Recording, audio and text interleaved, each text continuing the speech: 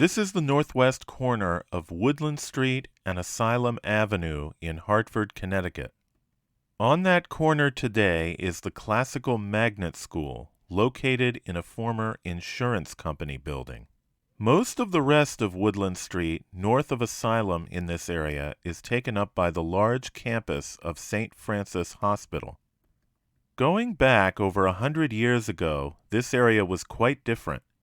Woodland was a tree-lined residential boulevard, and on the northwest corner, where the Classical Magnet School is today, stood Hartford's largest mansion. Built in the early 1870s, it was said to be the largest private residence in the state of Connecticut at that time. Named Woodlands, it was the grand estate of James J. Goodwin, so it's popularly remembered as the Goodwin Castle. In this video, I'm going to look back at this lost architectural landmark.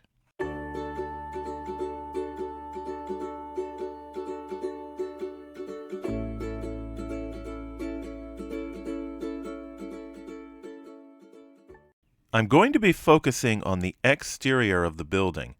I don't have many pictures of the interior, but before it was torn down in 1940, a parlor from the mansion, called the Goodwin Reception Room, was installed with its original furnishings and decoration at the Wadsworth Atheneum Museum of Art in Hartford, where you can still visit it today.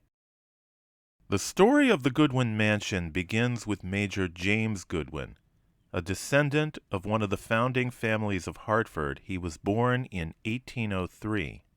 At the age of 16, he became a clerk for Joseph Morgan, the grandfather of J.P. Morgan.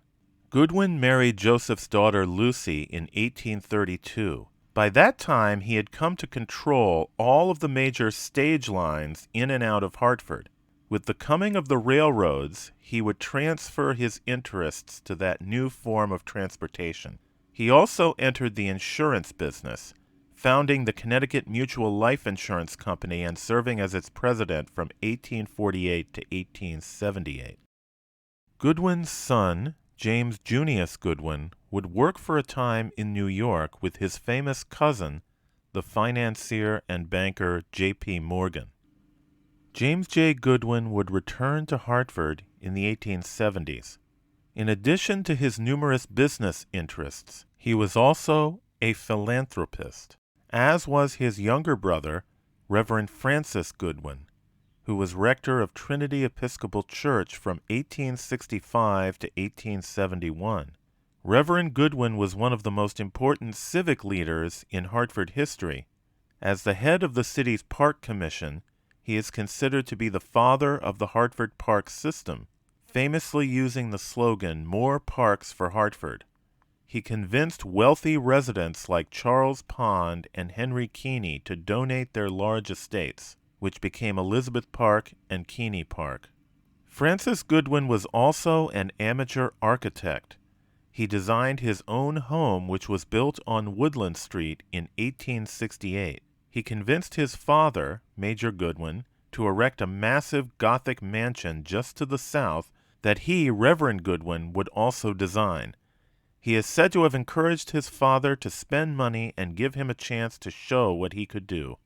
Here's a section of the Hartford Atlas of 1909 that shows Woodland Street from Asylum Avenue on the south to the left to Homestead Avenue on the north to the right. Zooming in, the house of Francis Goodwin is on the right. The house built for his father in 1871 is on the left. Here's the same area depicted in the 1877 bird's eye view of Hartford. It also depicts Francis's house and his father's large estate next door. The estate included the main house, the attached stables and coachman's house, and a greenhouse in the rear. West of it is the north branch of the Park River. Here's a view of the front of the house facing Woodland Street. It cost 4 times what Mark Twain paid for his house on Farmington Avenue, and was 275 feet long, longer than the state capitol dome is high. The house was described by William C. Brocklesby in the chapter on architecture in Volume 1 of the Memorial History of Hartford County, published in 1886.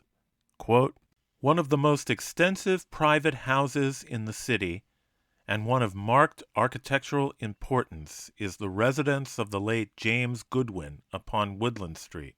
It is constructed of westerly granite with rock-faced ashlar, the finish being of the same material dressed and relieved by belts and courses of rose granite. The design is Gothic, and all the details are carefully executed.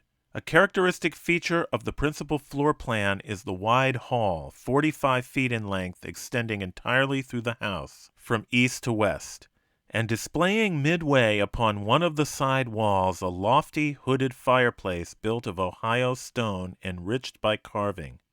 The stable and coachman's quarters are so connected with the main building as to form part in the same general design. The prominent feature of the house is a square tower finished at its upper portion in timberwork." Unquote. After Major James Goodwin died in 1878, his son James J. and Reverend Francis Goodwin managed his estate. James lived in the Goodwin Castle until his death in 1915, and it remained in the family until his widow passed away in 1939. The house was then sold to the Aetna Fire Insurance Company, which announced in March of 1940 that it was going to be torn down. We are very fortunate that at that point, architect John J. McMahon took an interest in the house. At the same time, he was planning St. Thomas the Apostle Church in West Hartford, and he thought that he might be able to salvage the granite stone from the Goodwin House to use in the new church. He hired photographer John W. Chuboda to take pictures of the house's exterior stonework. As it turned out, the house would not have provided enough stone, and so the church was built of brick instead. But the Chuboda photographs survive. The architect's grandson, Joe McMahon, later donated them to the Connecticut Historical Society. They allow us to take a detailed walk around the outside of this lost mansion. So let's do it. We'll start with the south side of the building, which had a large conservatory as shown in the older picture to the right. Our first Chuboda photo is the one on the left. It shows the conservatory on the right and the large two-story bay window on the left. Now we can turn to the east side of the house, the main facade along Woodland Street. The conservatory was on the left. In the middle was the main block of the house with its tower, said to have been inspired by the law courts in London. The north wing of the main house was set further back from the road.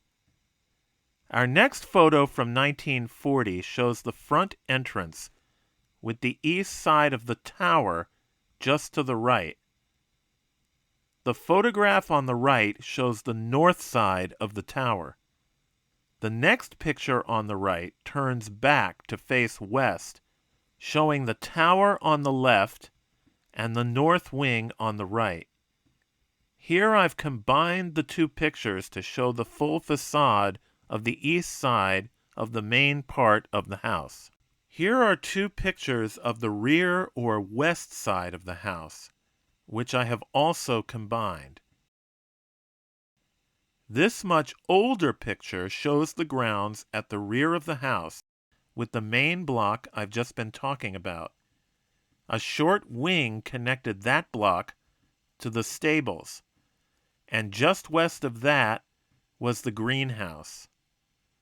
Here is another older picture of the front of the house that also shows the attached stables and coachman's quarters.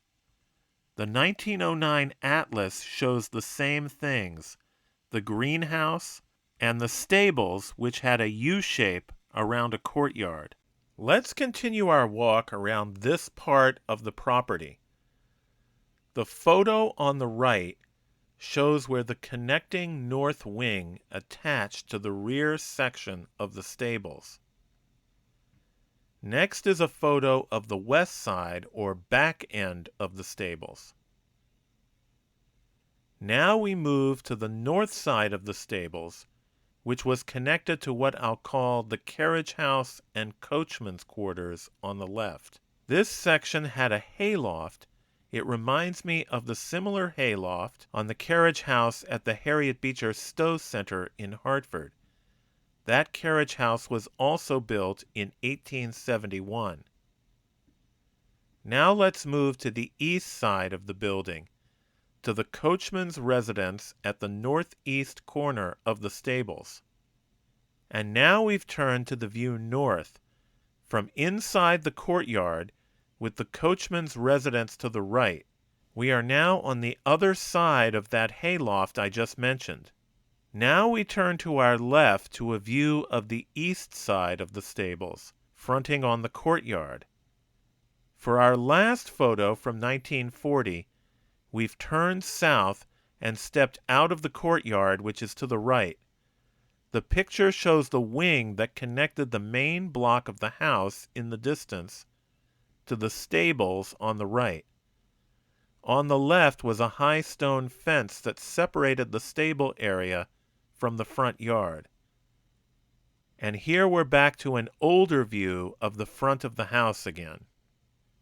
When work was begun by the New York and Hartford House Wrecking Company to demolish the mansion in May of 1940, the company estimated that instead of the usual length of time of no more than 3 weeks, it would take more than 2 months to take down a house built of such massive granite blocks. The Current at the time noted all of the material from the house that could be reused. Besides the stone, there were hundreds of thousands of bricks, plus all the interior materials, including many mahogany and marble mantelpieces, mahogany and oak bookcases, antique hinges, staircases, and electrical fixtures. Aetna ended up selling the land, and in 1956 the Factory Insurance Association erected the building on the corner that is now the Classical Magnet School. Before I end this video, I want to mention another, more modest house that stood on Woodland Street, just a few doors down from the mansions of James and Frances Goodwin. It was the home of Joseph H. Twichell, the Civil War veteran and pastor of Asylum Hill Congregational Church, who was also the best friend of Mark Twain.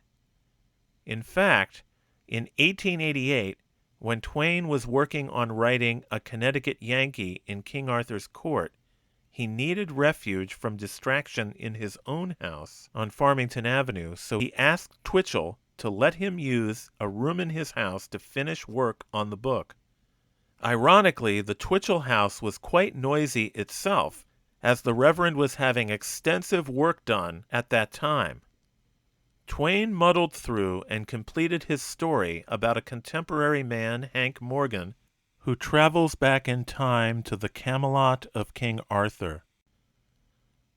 Hartford may be a long way from Camelot, but it once had its own castle, just up the street from where Twain was writing, the Goodwin mansion called Woodlands, although it's only a memory today. If you enjoyed this video, please consider hitting the like button. You can also subscribe to the channel. I would greatly appreciate it.